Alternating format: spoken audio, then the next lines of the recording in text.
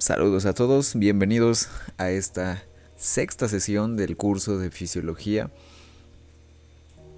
El día de hoy vamos a hablar sobre la excitación rítmica del corazón. Vamos a explorar algunas vías del propio corazón y también, sobre todo, pues ver cómo es que se lleva a cabo todo este proceso eléctrico, ¿no?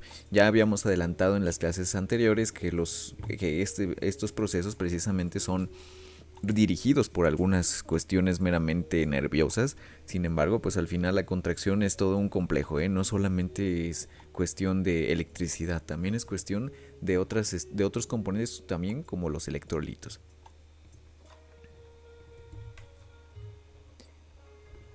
Entonces, vamos a tener aquí un sistema complejo, extenso, sobre el cual la contracción se va a llevar a cabo. Entonces, en este complejo como tal van a intervenir algunas estructuras que van a tener un nombre en especial. Entonces, hay algunos autores que los describen como tal, como nodos con un epónimo, ¿verdad?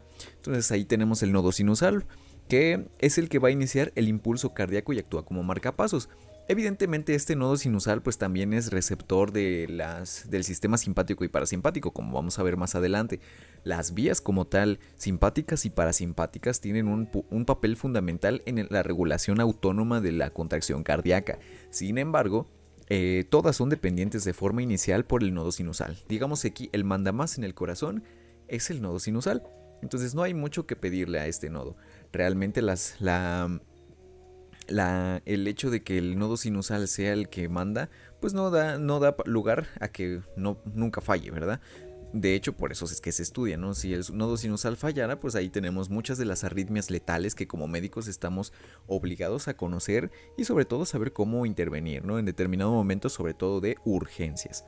Bien, entonces, después del nodo sinusal vamos a tener una vía internodular. Esta vía internodular pues van a ser algunos haces que van a ir del nódulo sinusal o nodo sinusal o también de Ashov-Tabara. Van a ir desde este nódulo hacia las vías internodulares. Entonces, estas vías internodulares van a conducir los impulsos del nodo sinusal al aurículo ventricular. Bien, posteriormente al nódulo vamos a tener el aurículo ventricular. Este mismo va a estar ubicado pues, cerca del seno coronario del corazón, está en esta parte baja precisamente posterior. No hay mucha distancia realmente, se mencionan en algunos libros de anatomía de los clásicos que esta puede ser de apenas 2 centímetros, o sea, realmente no es mucha la diferencia entre su proximidad. Aquí la característica que los va a hacer como tal diferentes o bien pues específicos es que durante su contracción estas estructuras tienden a generar campos eléctricos como tal en toda la aurícula, ¿sí? Porque nosotros pensaríamos, sí, vía comunicante entre nódulos, pues solamente van en una dirección, ¿no? Claro que sí, pero no solamente es una vía directa, es una vía extensa, ¿sí? No es un solo cable, son varios cablecitos que van recorriendo como tal toda la aurícula hasta llegar precisamente al nódulo auriculoventricular. Entonces, en este caso, el nódulo auriculoventricular, también llamado de Katie Flag, ¿sí? Como las literaturas clásicas, pues es el que nos va a estar como tal regulando ahora sí la frecuencia ventricular. Entonces, la mayor parte de las veces el nódulo sinusal va a estar predominando, ¿no? Pero hay condiciones, sobre todo medicamentosas o también congénitas, en las cuales pues el nódulo se va a bloquear, ¿no? Y este bloqueo pues va a conducirnos o bien a bradicardias o a taquicardias. Ya ahí veremos cuáles son las etiologías de cada una de estas patologías. Sin embargo, en este caso, la mayor parte de estas van a ser en su mayoría pues trastornos meramente de la conducción y pues ahí vamos a ver que hay bloqueos, hemibloqueos, ¿no? Como tal también algunas alteraciones del ritmo, complejos de preexcitación, ¿no? Ese tipo de cuestiones que vamos a ir analizando un poco más adelante ya cuando veamos el tema de electrocardiograma.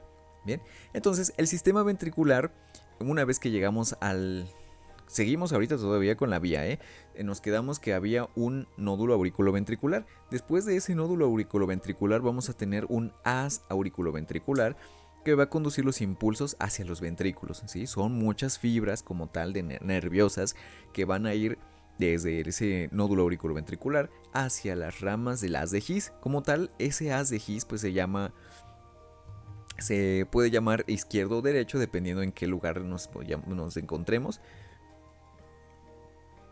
Y estas ramas son las que nos van a dar como tal pues la conexión directamente tanto con el corazón izquierdo y con el corazón derecho. Evidentemente, ¿esto qué quiere decir? Que de cierta forma, hablando estrictos, ¿sí? Siendo muy, si quieren muy delicados, muy detallistas, en cierta forma, los ventrículos se pueden despolarizar de forma asíncrona. De hecho, lo van a hacer así. ¿Por qué? Porque necesitan contraerse de forma no al unísono, ¿sí? No, o sea, no todos al mismo tiempo, para generar un pequeño retraso y haya cabida para el ciclo cardíaco, para el llenado ventricular correcto. Bien. Posteriormente, de las ramas del haz de His, que son derecha e izquierda, todas ellas van a desprenderse, van a subdividirse, a dicotomizarse hasta formar las fibras de Purkinje. Y estas fibras de Purkinje no son como tal células nerviosas. En las anteriores sí eran parte como tal de, pues prácticamente sí, nervios, ¿no? Pero en el caso de las fibras de Purkinje son estructuras celulares musculares que no se dedican a la contracción, ¿sí? Son una variante de los cardiomiocitos que tienen la propiedad de conducir la electricidad. Y por ello pues vamos a considerarlas en esta parte.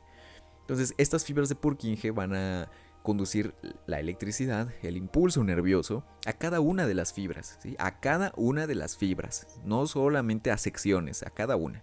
Entonces ahí vamos a ver que va a haber celulitas para cada uno de nuestros cardiomiocitos y le van a dar la conducción, ¿no? Le van a llevar ese haz, ese conducto excitatorio. Bien. Entonces aquí tenemos que el control del nódulo sinusal va a depender del potencial de membrana. Este va a ser de aproximadamente de menos 55 a menos 60 milivoltios y por supuesto es mucho más alto que el ventricular. ¿Por qué? Porque necesita menos cantidad de voltaje, si es más positivo, ¿para qué? Para que sea más excitable. Bien. Este nódulo tiene la propiedad de autoexcitación, o sea, se autodespolariza, ¿sí? ¿Por qué?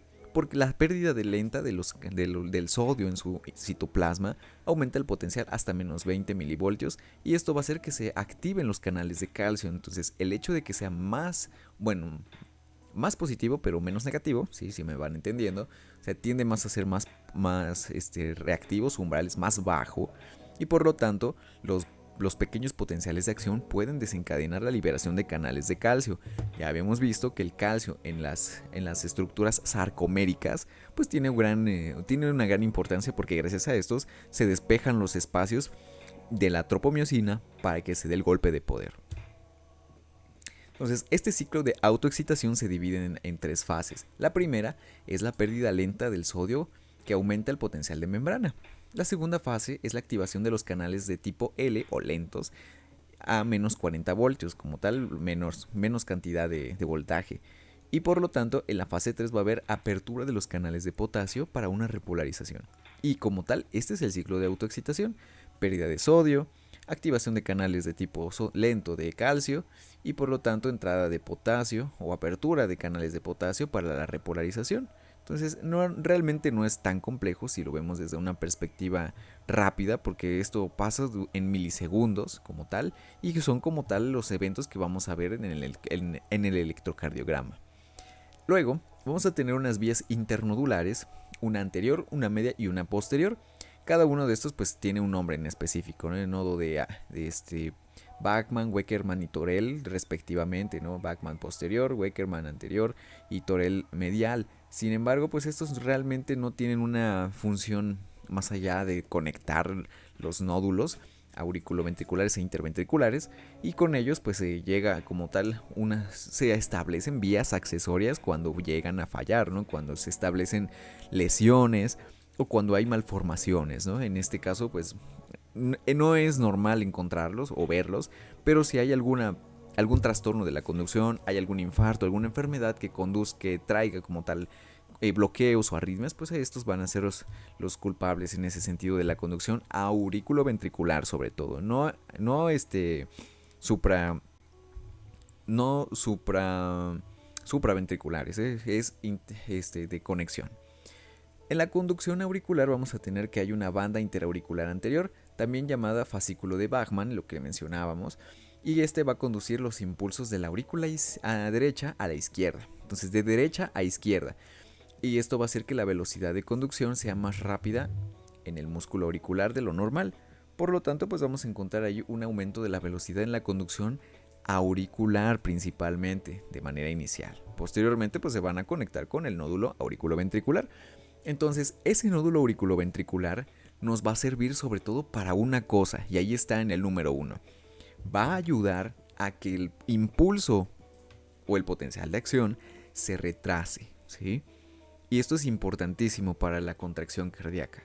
Si ese impulso no se retrasa, es como si si apretáramos el corazón, todas las cámaras al mismo tiempo.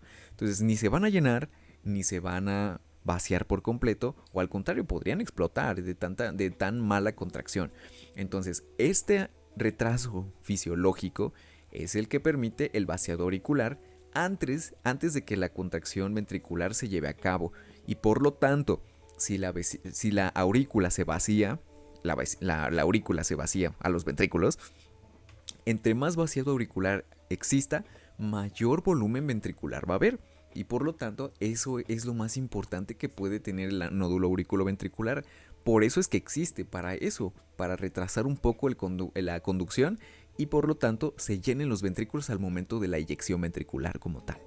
Bien, esta velocidad de conducción en el nódulo auriculoventricular es de 0.02 a 0.05 metros por segundo. A comparación del resto del músculo cardíaco, pues es bastante lento, ¿sí?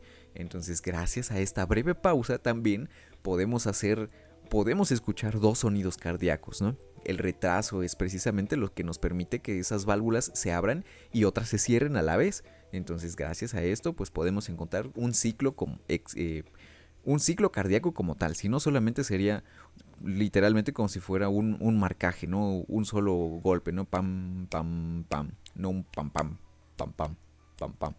Ese retraso es el que hace que tengamos dos ruidos cardíacos. De lo contrario, solamente sería uno y no sería como tal un ciclo, solamente una apertura de válvulas y una cerrada de válvulas.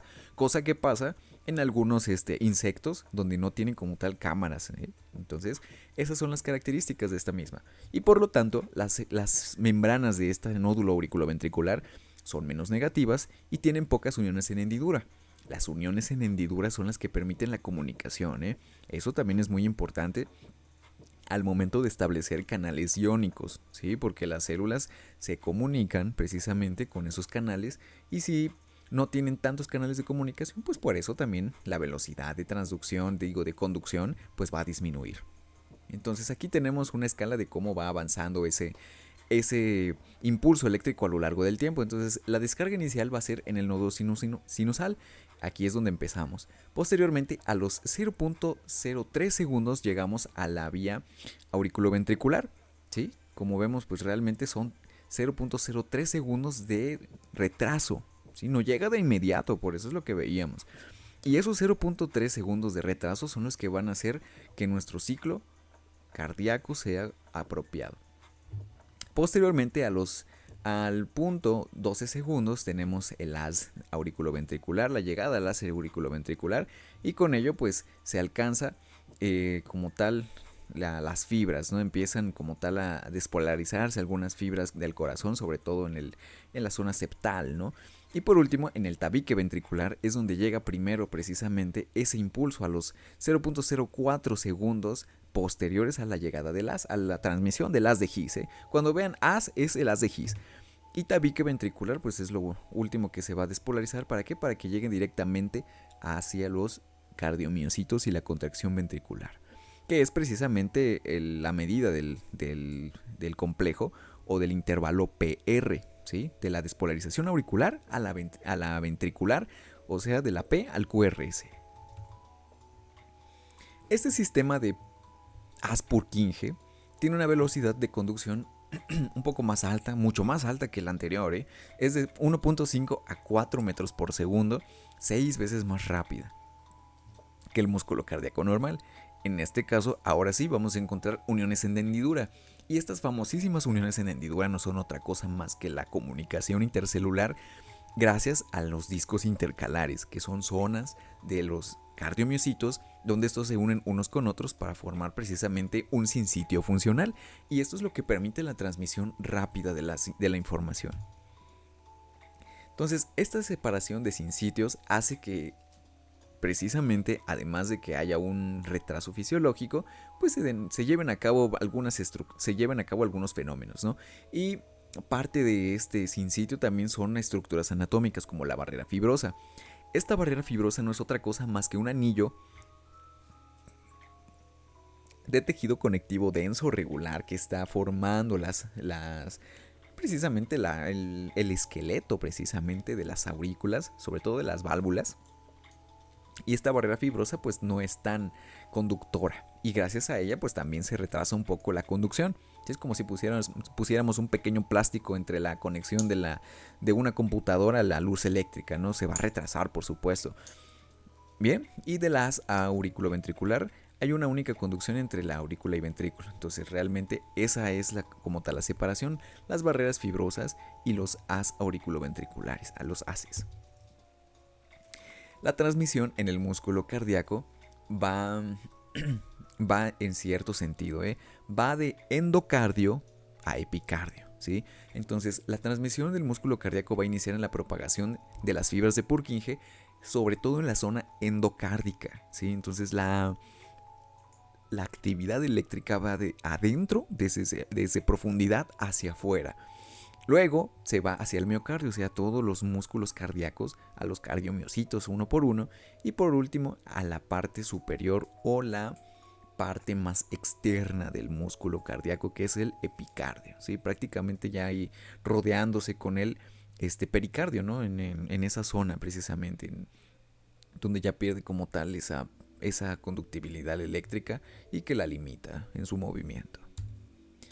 Entonces ahí tenemos que este tiempo de transmisión de endocardio a epicardio a través del tránsito, a través del músculo ventricular, es de aproximadamente de 0.03 segundos. Si se dan cuenta, prácticamente lo mismo que viajaba el impulso del nódulo auriculoventricular al nódulo sinusal, bueno, al revés, ¿no? Del sinusal al nódulo auriculoventricular. Y el tiempo desde las ramas iniciales del haz hasta la superficie epicárdica es de 0.06 segundos. O sea, como tal estamos viendo que es el doble de lento, ¿no? Y esto, acuérdense que va de adentro hacia afuera.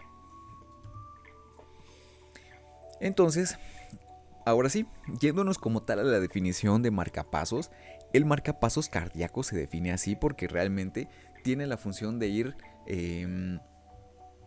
literal marcando el paso, ¿sí? O sea, va despolarizándose cada determinado tiempo, y de ahí que lo haga con una característica que se llama cronotropismo, o sea, cada determinado tiempo de forma periódica. Bien, entonces del nódulo sinusal vamos a tener un latido cardíaco aproximado de 60 hasta 80 latidos por minuto. Algunas bibliografías mencionan de 70, ¿no? Para establecer bien la diferencia, pero realmente empieza desde los 60 hasta los 80 latidos por minuto de forma normal en el sinusal. Bien. Obviamente ustedes van a decir, oiga, pero yo había escuchado que puede llegar hasta 100, claro que sí, pero eso realmente como tal no es en una zona, bueno, no es en un corazón en reposo, ¿sí? Sí podemos llegar hasta los 140, ¿no? En ejercicio y estamos sanos. Sin embargo, lo normal es encontrar de 60 a 80 en completo reposo, ¿sí? Descansando, sin ninguna actividad, sin haber tomado café o alguna bebida energizante, ¿bien? Luego, el nódulo auriculoventricular tiene de 40 a 60 latidos por minuto. Entonces, si entramos en la zona de la bradicardia de 56, de 48, pues estamos probablemente viendo al nódulo auriculoventricular trabajar, ¿sí? ¿Por qué mencionamos esto? Porque lo normal es que el nódulo sinusal nunca deje de trabajar, ¿sí? Por muy descansados que estemos, por muy dormidos que estemos, nuestra frecuencia cardíaca no debería bajar a menos de 60, ¿sí? ¿Por qué? Porque el nódulo sinusal está funcionando. Si este deja de funcionar, ahora sí, bajamos directamente al nódulo que le sigue en cuestión de jerarquía, que es el nódulo auriculoventricular. Y por último tenemos al nódulo, bueno, al sistema de Purkinje, que puede generar hasta de 15 o 20 a 40 latidos por minuto. Entonces ya son bradicardias muy extremas que incluso condicionan a veces ritmos compatibles con el paro cardíaco o antesala del paro cardíaco, ¿no? Si realmente son eh, frecuencias cardíacas bastante bajas que pueden alertar un código azul, ¿eh? Entonces ahí con cuidado.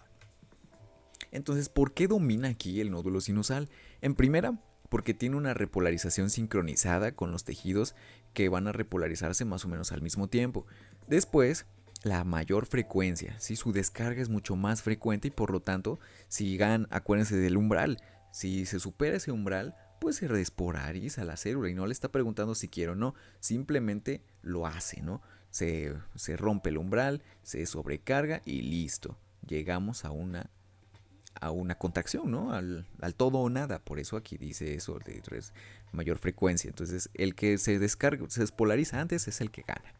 Y por último, la despolarización también es más rápida y por eso pierde su hiperpolarización más rápidamente y se repolariza más rápido, por supuesto. Entonces, ahí en los libros clásicos van a encontrar que esas repolarizaciones cardíacas son pues prácticamente muy rápidas a comparación de una contracción normal, ¿no? Donde todavía tiene su fase 3 y su fase 4 de repolarización tardía, su fase de meseta, ¿no? En este caso no, solamente es como si fuera una sinusoide donde baja y sube sin necesidad de que haya un detenimiento de estas frecuencias, precisamente por los canales de sodio y de potasio que tienen.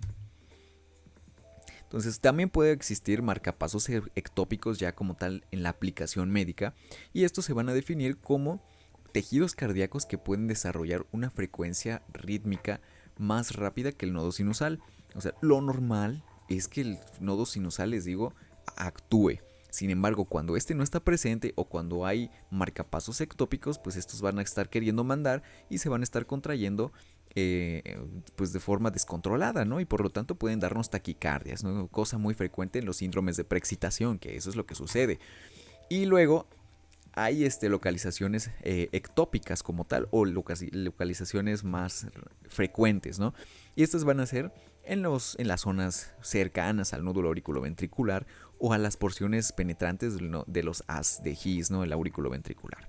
Entonces, si esos marcapasos están en esa zona, obviamente ya no va a existir ese retraso fisiológico de 0.120 segundos para el intervalo PR y por lo tanto no va a haber como tal una repolarización correcta. O bueno, ni siquiera los 120, desde que la contracción se adelante mucho más, pues tiende a generar alteraciones del ritmo. Entonces, aquí encontramos a uno de estos fenómenos que se llama bloqueos, ¿sí? Y no cualquier bloqueo, ¿eh? Podemos encontrar un buen de bloqueos en medicina, ¿no? Que si bloqueos de fasciculares, trifasciculares, ¿no? Sin embargo, de forma general, los bloqueos son el impedimento de la circulación eléctrica en el corazón. Y por lo tanto, no va a haber una correcta despolarización del resto del circuito.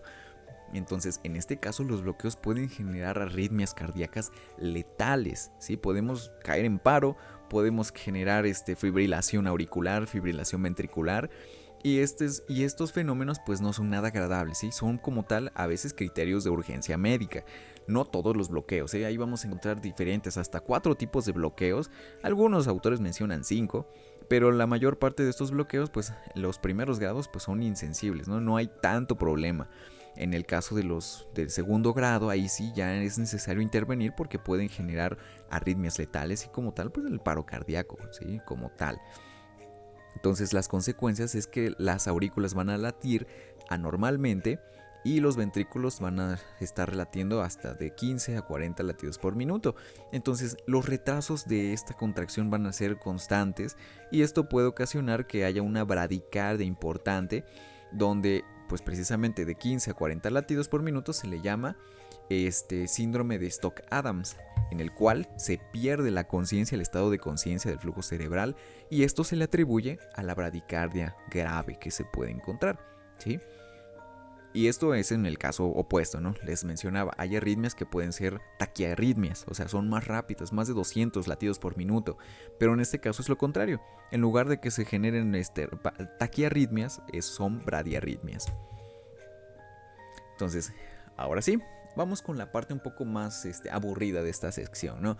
Las cosas donde ya interviene lo médico. Y les digo aburridas porque tienen que ver mucho con farmacología. Entonces, si no hemos visto como tal conceptos de farmacología, sobre todo de, de las propiedades que ejercen sobre el mismo corazón, pues nos va a ser un poco aburrido. Entonces, el sistema nervioso autónomo regula el ritmo cardíaco y los impulsos eléctricos, ¿sí? Estos pueden ser tanto simpáticos como parasimpáticos y a eso se refieren. Entonces aquí estamos en una dualidad tanto positiva como negativa. Entonces está normalmente en un equilibrio, ¿no? Y es donde nos encontramos todos normalmente. Evidentemente si estamos en situaciones un poco más desfavorables o tendiendo más hacia el estrés, hacia el cansancio, a la hiperestimulación con energizantes, pues esto se va a ver modificado. Ahora, ¿qué pasa cuando la estimulación es parasimpática? Pues se libera acetilcolina. Y esta acetilcolina va a ser liberada por fibras nerviosas del vago, del par craneal número 10. Esto que va a condicionar a la disminución de la frecuencia cardíaca, a la descarga del nodo sinusal más lenta y por lo tanto la disminución de la fuerza de contracción, de la despolarización. Esto va a reducir también la excitabilidad entre el músculo auricular y el nódulo auriculoventricular, condicionando que el corazón, en pocas palabras, se relaje. Entonces, ¿qué es lo que puede pasar con esta estimulación vagal? Hay muchas maniobras vagales, eso ya sería una cuestión de investigarlo por fuera, pero este tipo de maniobras vagales puede generar un 50% de la reducción de la frecuencia. Eso quiere decir que si de repente se sube la frecuencia cardíaca a 130, 140, sin estímulo alguno, o sea, sin que nos demos cuenta, precisamente por una reacción contraria vagal, pues vamos a poder hacer maniobras vagales y podemos tener efecto en el 50% de los casos. Sí, realmente son muy efectivas estas maniobras. En el caso de una estimulación intensa, podría tener incluso un paro cardíaco. Entonces, sí, puede tener un paro cardíaco por esas maniobras vagales. Pues, son muchas maniobras vagales y una de esas puede desencadenar un infarto. Una de esas maniobras vagales también incluye los estornudos, la tos, el hipo. Sí, son reacciones vagales que pueden generar infartos, pero obviamente en contextos muy diferentes. Hay también algunos ritmos de escape ventricular, algunas veces se les menciona en los electrocardiogramas como extrasístoles, y estos son ritmos generados por fibras de Purkinje cuando no hay impulsos auriculares. ¿Esto qué quiere decir? Pues que el ventrículo se despolarizó porque se le dio la gana, ¿no? En pocas palabras. Por eso se les llama ritmos de escape o extrasístoles, ¿no? Sístoles ventriculares, obviamente. También va a haber extrasístoles auriculares, pero son menos frecuentes y como tal no tienen tanta repercusión en el ciclo cardíaco como sí lo tienen las ventriculares. Estas pueden ser con una frecuencia de 15 a 40 latidos por minuto, entonces realmente pueden ser de escape y se puede llegar a ver una o dos veces cada ciclo, ¿no? Digo cada 2 ciclos, o sea, realmente depende de la taquicardia, ¿no? De la bradicardia que se encuentre. Y esto puede ser causa de estimulación vagal intensa que bloquee los impulsos auriculares. Los efectos de los mecanismos de los efectos vagales es la aumentabilidad del potasio, el aumento de la permeabilidad del potasio, que va a provocar hiperpolarización del nódulo sinoauricular y de las fibras auriculoventriculares. Con esto, la membrana plasmática va a disminuir su umbral, ¿no? Se va a volver más negativa en el nódulo sinusal y por lo tanto pues va a tender a estimularse con mayor dificultad. Ahora vamos al otro lado, a la estimulación simpática. En este va a haber un aumento de la frecuencia cardíaca por la descarga más frecuente del nodo sinusal. Entonces tengan en cuenta eso. El nodo sinusal es independiente, pero también es receptivo o es controlado a su vez por una inervación autónoma. Entonces la simpática va a dar una mayor velocidad de conducción y los impulsos se van a propagar mucho más rápido. ¿Esto a qué nos va a llevar? A que la fuerza contráctil del corazón aumente también. ¿Sí? No solamente es la frecuencia cardíaca, es también la intensidad de la contracción de los músculos cardíacos. ¿Sí? Los cardiomiocitos se contraen mucho más fuerte, mucho más intenso y por lo tanto esa función de contracción es mucho más fuerte. Entonces aquí vamos a tener que la noradrenalina es la principal estimulación simpática que se liberan en las terminaciones nerviosas del corazón. De ahí que los receptores adrenérgicos de noradrenalina vayan a estimular los receptores precisamente. Los mecanismos de esta acción es por el aumento de la permeabilidad del sodio y el calcio en las fibras cardíacas y por lo tanto el potencial del reposo aumenta, haciendo el corazón más excitable. Entonces está más listo para contraerse y la fuerza de contracción aumenta. ¿Por qué? Por la permeabilidad al calcio. Acuérdense que entre más calcio haya en una célula muscular, mayor cantidad de sitios pueden estar disponibles para el golpe de poder. Entonces aquí el sinónimo de intensidad o fuerza de contracción va a ser la cantidad de calcio, ¿sí? Y por lo tanto, trastornos del calcio nos van a dar trastornos de la contracción cardíaca, por supuesto. Aquí vamos a tener, por supuesto, un balance, como ya mencionábamos, un balance dinámico que está justamente sincronizado, ¿no? Se está autoadaptando para permitir a nuestro corazón responder a las demandas de nuestro cuerpo. Entonces realmente es una estructura muy compleja en el momento de su funcionamiento porque también se lleva de la mano con los centros reguladores del periféricos y centrales, o sea, también del sistema nervioso central. El sistema de conducción es muy importante porque nos va a ayudar a coordinar la contracción cardíaca con las cámaras cardíacas, lo que les mencionaba. Va a hacer que el bombeo sea más eficiente y va a hacer que nuestro corazón se vuelva más adaptable al momento de realizar sus contracciones. Entonces ya habíamos mencionado todas estas durante la presentación. Las patologías frecuentes en el corazón pues no van a ser otras más que alteraciones en las propiedades que acabamos de ver. Entonces arritmias, las contracciones son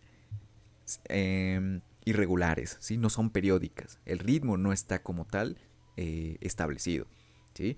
Otra, bloqueos, interrupción en los circuitos, ¿sí? El circuito de auriculoventricular no se conecta con el nodo sino auricular y por lo tanto pues no hay cómo establecerlo. Eso es un bloqueo. Taquicardias, aumento de la frecuencia cardíaca fuera de lo normal. Bradicardias, disminución de la frecuencia cardíaca fuera de lo normal.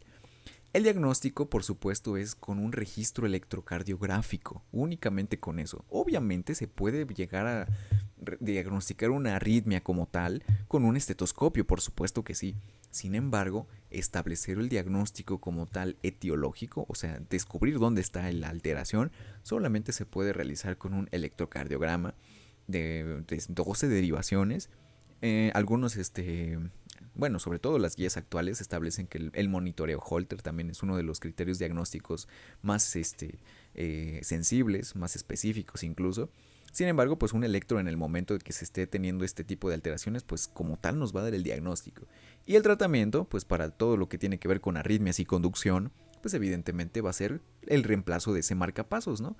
Entonces podemos hacer un marcapasos artificial o en el caso de que haya algún marcapasos aberrante o mal colocado, pues podemos realizarle ablación, o sea, destruirlo, pues quemarlo.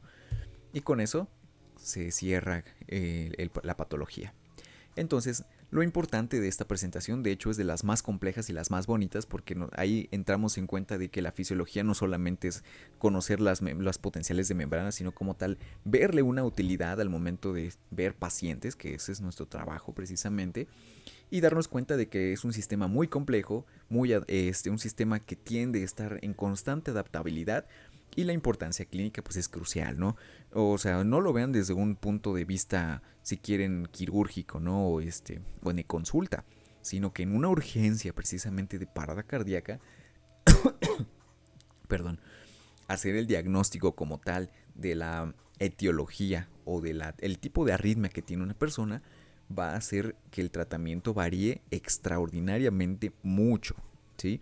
Una patología de tipo arritmia cardíaca supraventricular tiene un tratamiento completamente diferente a una ventricular, ¿sí? Un trastorno de la conducción o un trastorno de la preexcitación es un tratamiento completamente diferente al de un infarto, ¿sí? Entonces no tiene nada que ver una con la otra, aunque el mismo común denominador sea el corazón, ¿eh? Entonces aquí depende mucho determinar qué es lo que está lesionado y por eso precisamente existe nuestro hermoso electrocardiograma, ¿no? Que nos va a ayudar a realizar la determinación de estas variables modificadas. Bien, entonces con esto vamos a terminar la lección del día de hoy. Espero que les haya gustado. Si ven la grabación, espero que les haya gustado también. Cualquier duda pueden mandarme un mensaje por el chat de la plataforma y nos estaremos viendo el día jueves. Adiós.